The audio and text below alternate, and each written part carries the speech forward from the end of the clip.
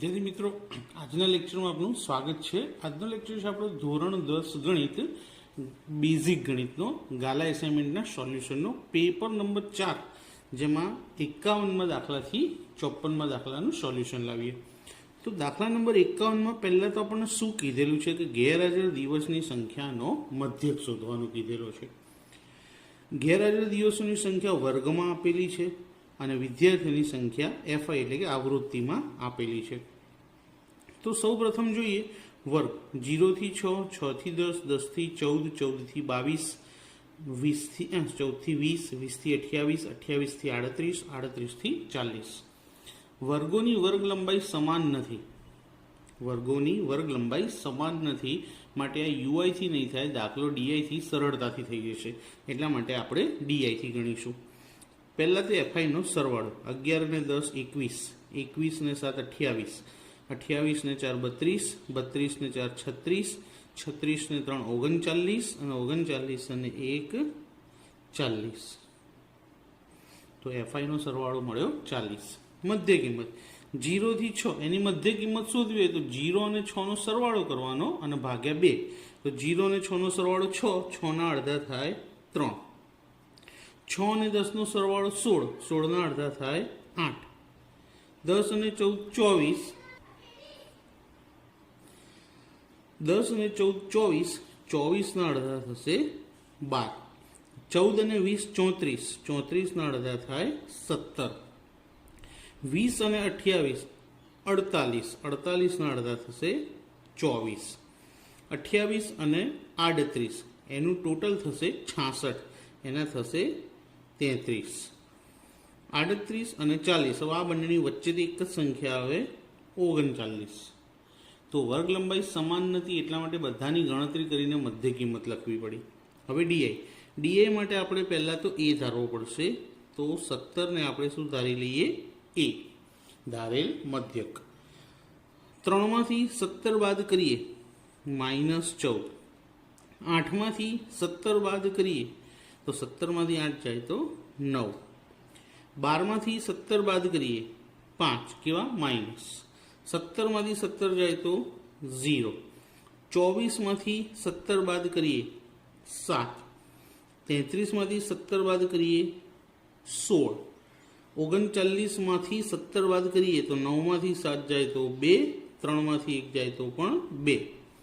હવે એફઆઈ નો અને ડીઆઈ નો ગુણાકાર 11 ગુણ્યા 14 154 કેવા માઇનસ, 10 9 90 એ પણ કેવા માઇનસ, 7 5 35 એ પણ કેવા માઇનસ, 0 ની સામે તો 0। 4 સિત્તા 28, 16 તરી 48, 22 એકા 22। હવે શું કરીશું? પહેલા માઇનસનું ટોટલ કરીએ। 5 અને 4 9, 15 અને 9 24, 24 અને 3 27 પણ કેવી રકમ? માઇનસ આવી। પ્લસનું સરવાળો કરીએ 8 દુ 16, 16 અને 2 18 નો આંકડો વધી 1, 2 ને 1 3, 3 ને 4 7, 7 અને 2 9 98। હવે 279 માંથી 98 બાદ કરી દઈએ। સિમ્પલ 279 માંથી 100 કાઢીએ તો 179 અને અહીંયા 98 એટલે 2 પાછા ઉમેરી દઈએ તો 181। પણ મોટી સંખ્યા માઇનસ હતી એટલે જવાબ કેવો? માઇનસ। 279 માંથી 98 જાય તો 181, મોટી સંખ્યા માઇનસ એટલે જવાબ પણ માઇનસ। કિંમત મૂકીએ। એની કિંમત શું ધારી હતી આપણે? 17, તો એની જગ્યાએ લખીએ 17। એફઆઈડીઆઈનું ટોટલ -181। બોલો, એફઆઈનો સરવાળો છે 40। હવે આપણે શું કરીશું? 17 એમના એમ પ્લસ માઇનસ માઇનસ 181 ને 40 સાથે ભાગાકાર કરવાનો છે, તો એ બાજુમાં કરી જોઈએ। 181 અને 40। તો સૌથી પહેલાં તો 40 એકા 40, 18 કરતાં મોટા એટલે આખા 181નું જ વિચારવું પડશે। 40 ચોક 160, 1, 8માંથી 6 જાય તો 2. પોઈન્ટ મૂકી શૂન્ય ઉતારવાની. 40 5 200. 210માંથી 200 જાય તો 10, ફરી શૂન્ય ઉતારીએ. 40 2 80. 100માંથી 80 જાય તો 20, ફરી શૂન્ય ઉતારીએ. 40 5. તો શું જવાબ આવ્યો? 4.525. હવે 17માંથી બાદ કરવાના છે, તો એ બાજુમાં બાદ બાકી પણ જોઈ લઈએ. 17.000. 4.525. 10 9 9 6. 10માંથી 5 જાય તો 5. 9માંથી 2 જાય તો 7. 9માંથી 5 જાય તો 4. 6માંથી 4 જાય તો 2 1. 12.475. હવે છેલ્લો આંકડો 5 હોવાથી આગળ 1 ઉમેરી દઈશું, તો 12.48. તો ગેરહાજર દિવસોની સંખ્યાનો મધ્યક કેટલો મળ્યો આપણને? 12.48. હવે જોઈએ દાખલા નંબર 52. 52માં દાખલામાં શું કીધું છે કે વિદ્યાર્થીઓના વજનનો મધ્યસ્થ શોધો. અને મધ્યસ્થની વિગત આપી છે આપણને. વજન આપેલા છે વર્ગ અને વિદ્યાર્થીની સંખ્યા આવૃત્તિમાં. મધ્યસ્થમાં એક જ ખાનું એક્સ્ટ્રા બનાવવાનું હોય છે, CF એટલે કે સંચયી આવૃત્તિ. તો સંચય આવૃત્તિ બનાવી દઈએ. પહેલી આવૃત્તિ અને સંચય આવૃત્તિ બંને સરખા હોય. 2માં 3 ઉમેરીએ તો 5. 5માં 8 ઉમેરીએ તો 13. 13માં 6 ઉમેરીએ તો 7. 13માં 6 ઉમેરીએ તો 19. 19માં 6 ઉમેરીએ તો 25. 25માં 3 ઉમેરીએ તો 28. 28માં 2 ઉમેરીએ તો 30. માટે n બરાબર કેટલા મળશે આપણને? 30 મળશે. મધ્યસ્થના દાખલામાં સૌથી પહેલાં શું શોધવું પડશે? મધ્યસ્થ વર્ગ. મધ્યસ્થ વર્ગનું સૂત્ર n/2 મું અવલોકન. n કેટલા મળ્યા? 30. તો 30/2 મું અવલોકન. છેદ ઉડાડી દઈએ. કેટલા આવે? 15. 15 મું અવલોકન. હવે અહીંયા જોવાનું CFમાં 15થી મોટી સંખ્યા કઈ છે? તો 19. તો 19 ઉપર આખું બોક્સ બનાવી દઈએ આ રીતે. અંદર F, ઉપર CF. તો 15મું અવલોકન, એનો વર્ગ શું છે? 55થી 60. તો અહીંયા લખીએ કે માટે મધ્યસ્થ વર્ગ બરાબર 55થી 60. હવે મધ્યસ્થ વર્ગ મળી ગયું એટલે L મળી જાય. કેટલા? 55. H કેટલા? વર્ગ લંબાઈ કેટલી છે બધાની? 5 5. હવે આપણને સરળતાથી મધ્યસ્થ મળી જશે. M બરાબર L plus n/2 minus CF/F ગુણ્યા H. Lની કિંમત કેટલી? 55. n/2 કેટલા આવ્યા હતા? 15. CF કેટલા છે? 13. F કેટલા છે? 6. અને H કેટલા છે? 5. 55 વત્તા 15માંથી 13 જાય તો 12 છેદમાં 2 છેદમાં 6 ગુણ્યા 5. હવે 2નો અને 6નો છેદ ઉડીને 3. તો 55 વત્તા 5 છેદમાં 3.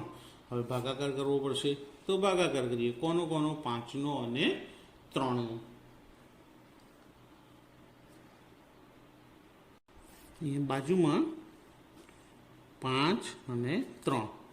3 એકા 3. 5માંથી 3 જાય તો કેટલા? 2. પોઈન્ટ મૂકી 0 ઉતારીએ. 3 6 18. 20માંથી 18 જાય તો 2, ફરી 0 ઉતારીએ. 3 6 18. 20માંથી 18 જાય તો 2, ફરી 0. 3 6 18. પોઈન્ટ પછી 3 અંક આવી ગયા. ત્રીજો અંક 5 કરતાં મોટો છે, તો આગળના અંકમાં 1 ઉમેરીએ. તો 55 વત્તા 1.67. 6માં 1 ઉમેરીએ એટલે 7 થઈ જશે. હવે 55 ને કેટલા? 56. તો 56.67. તો જવાબ શું લખાશે કે વિદ્યાર્થીઓના વજનનો મધ્યસ્થ એ લખી દે માટે વજનનો મધ્યસ્થ 56.67 કિગ્રા થાય. હવે જોઈએ દાખલા નંબર 53. 53માં દાખલામાં શું કીધું છે કે એક ખોખામાં 100 પેન્ટ છે, જેમાં 73 સારા, 12 થોડીક ખામીવાળા અને 15 વધુ ખામીવાળા. તો જો ટોટલ બધાનો સરવાળો 100 લખી દીધો. નિત્યરાજ એવો ટ્રેડર છે કે જે સારા પેન્ટ જ ખરીદે છે. આ ચોપડો એક્ઝેક્ટલી ચોપડીનો જ છે, પરંતુ ચોપડીની અંદર નામ અલગ આપેલું છે અને અહીં આપણને બદલીને આપવામાં આવેલું છે. તો ચોપડીની અંદર જો આપણે જોઈએ તો આ નામ શું છે તમને જણાવી દઉં.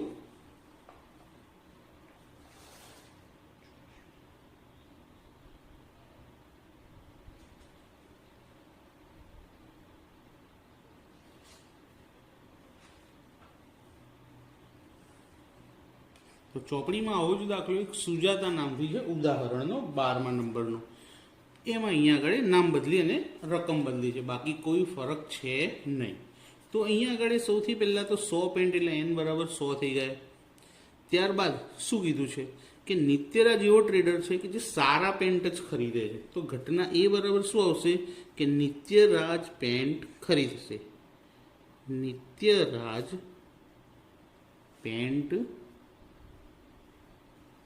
ખરીદશે. નિત્યરાજ સારા પેન્ટ જ ખરીદે છે. સારા પેન્ટ કેટલા છે? 73. તો ઘટના એના પરિણામ m બરાબર કેટલા? 73. હવે ઘટના એની સંભાવના m/n. m કેટલા આવ્યા? 73 અને n ટોટલ કેટલું છે? 100. પોઈન્ટમાં લખવું હોય તો 0.73. હવે ઘટના બી જોઈએ કે બી કોણ છે? તો ગોપાલ. ગોપાલને કેવા વધુ ખામીવાળા પેન્ટ અસ્વીકાર્ય, એટલે એ ખાલી વધારે ખામીવાળા પેન્ટ ખરીદતો નથી. આ 73માંથી પણ ખરીદી શકે છે અને 12માંથી પણ ખરીદી શકે. તો ઘટના બી બરાબર શું છે કે ગોપાલને પેન્ટ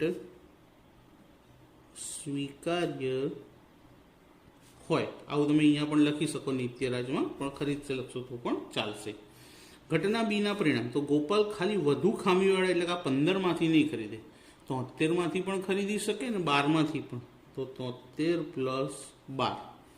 73 અને 12નું ટોટલ કરીએ તો 3 અને 2 5, 7 અને 1 8 એટલે 85. તો P ઓફ બી સંભાવના m બરાબર 85 અને n બરાબર 100. 0.85. તો એકદમ સિમ્પલ દાખલો છે. 2 માર્ક આના પૂરેપૂરા મળી જાય. ત્યારબાદ 2 ખેલાડી છે, વૃંદા અને વિદા. આ દાખલો પણ ચોપડીનો છે. ચોપડીની અંદર આના નામ અલગ આપેલા છે. ચોપડીમાં આવો ઉદાહરણનો એક દાખલો આપેલો છે કે જેમાં ખેલાડીઓ રમત રમતા હોય છે. એ પણ તમને જણાવી દઉં કે ઉદાહરણ 6નો દાખલો છે, જેમાં સવિતા અને હમીદા આપેલું છે, જેમાં અહીંયા વૃંદા અને વિદા આપ્યું છે. હવે શું કીધું છે કે વૃંદા મેચ જીતે તેની સંભાવના આપેલી છે અને વિદા મેચ જીતે તેની સંભાવના શોધવાની છે. તો ધારો કે ઘટના એ બરાબર વૃંદા મેચ જીતે. હવે જો વૃંદા મેચ જીતે તો વિદા હારી જાય અને વૃંદા હારે તો જ વિદા જીતે. માટે ઘટના A12 બરાબર વિદા મેચ જીતે. કેમ? કારણ કે આ બંને એકબીજાની પૂરક ઘટના છે. એક જીતશે તો બીજું હારશે અને જો બીજું જીતશે તો પહેલું હારી જશે. તો P ઓફ A બરાબર એટલે કે વૃંદા મેચ જીતે એની સંભાવના આપી છે 0.62. તો હવે P of A plus P of A12 બરાબર 1. આ સમીકરણ સૂત્ર આપેલું છે આપણને સમીકરણ સ્વરૂપનું કે ઘટના એ ને ઘટના એની પૂરક ઘટના એનો સરવાળો 1 થાય. એની સંભાવના છે 0.62. A12ની ખબર નથી. હવે A12 શોધવો હોય તો આ 0.62 જમણી બાજુ લઈ જઈએ તો 1માંથી બાદ થઈ જશે. તો પી ઓફ એ બાર બરાબર એકમાંથી 0.62 બાદ કરીએ તો આ રીતે 1.00 અને 62. તો 100માંથી 62 જાય તો 10, 9, 0. 10માંથી 2 જાય તો 8, 9માંથી 6 જાય તો 3 અને 0. તો શું જવાબ મળશે આપણને? 0.38. તો માટે કોણ મેચ જીતે? વિદા મેચ જીતે તેની સંભાવના બરાબર 0.38. હવે જોઈએ દાખલા નંબર 54 પેપર 4નો છેલ્લો દાખલો. પેપર 4માં શું કીધું કે એક રમતમાં 3 ભૂરા બાકીના લાલ એમ 8 ત્રિકોણો છે. તો 3 ભૂરા અને બાકીના લાલ ટોટલ 8 એટલે 5 લાલ હશે. તો બરાબર 8 કુલ ત્રિકોણ. અને 6 ભૂરા અને બાકીના લાલ એમ 10 ચોરસ. 6 ભૂરા પ્લસ બાકીના લાલ એમ 10 કુલ ચોરસ છે. તો 10માંથી 6 જાય તો 4 લાલ ચોરસ આવશે. હવે યાદચ્છિક રીતે એક ખોવાઈ ગયું એમાંથી, સમજો. તો સૌથી પહેલાં તો ટોટલ કરી દઈએ. કેટલા થાય? 18 કુલ. માટે કુલ પરિણામ n બરાબર 18. પહેલું ઘટના એ કે ભાઈ યાદચ્છિક રીતે એક ખોવાઈ ગયું. તો ખોવાયેલ શું હોય? ત્રિકોણ હોય. ઘટના એ બરાબર ત્રિકોણ ખોવાઈ જાય. તો માટે ઘટના એના પરિણામ, તો ઘટનાના પરિણામને એમ કહીએ છીએ. ત્રિકોણ કેટલા છે? 8. કલર નથી કીધો એટલા માટે 8 એ 8 લેવા પડશે. તો પી ઓફ એ બરાબર m અપોન n. m બરાબર 8 અને n બરાબર ટોટલ કેટલા? 18. અડધા અડધા કરી દઈએ.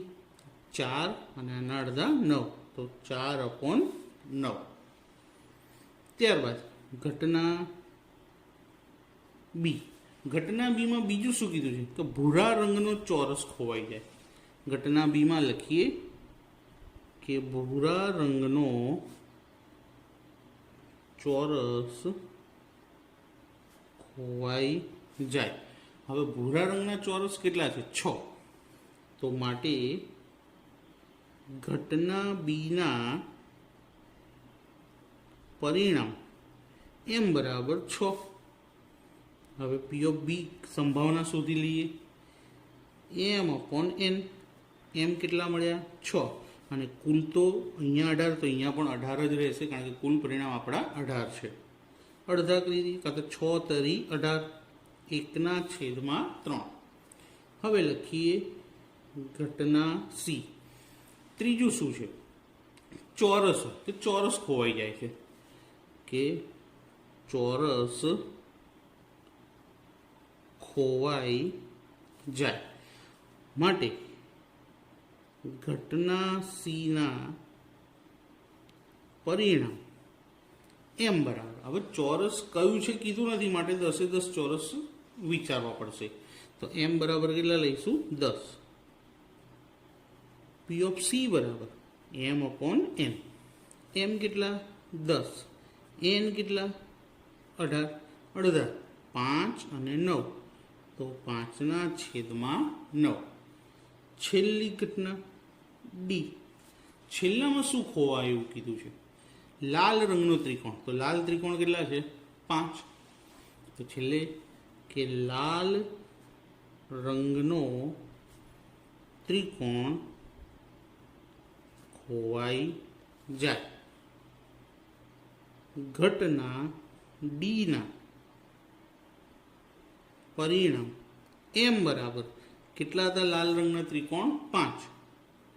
તો પી ઓફ ડી બરાબર એમ અપોન એન બરાબર એમ કેટલા? 5 અને ટોટલ કેટલા હતા? 18 આકાર હતા. તો મિત્રો ચોથું પેપર આપણું બેઝિક ગણિતનું અહીંયા આગળ પૂરું થાય છે. જો વિડીયો પસંદ આવે તો મને કોમેન્ટ કરીને જણાવજો, લાઇક કરજો, શેર કરજો અને ચેનલને સબસ્ક્રાઈબ કરવાનું ભૂલતા નહીં. Thank you.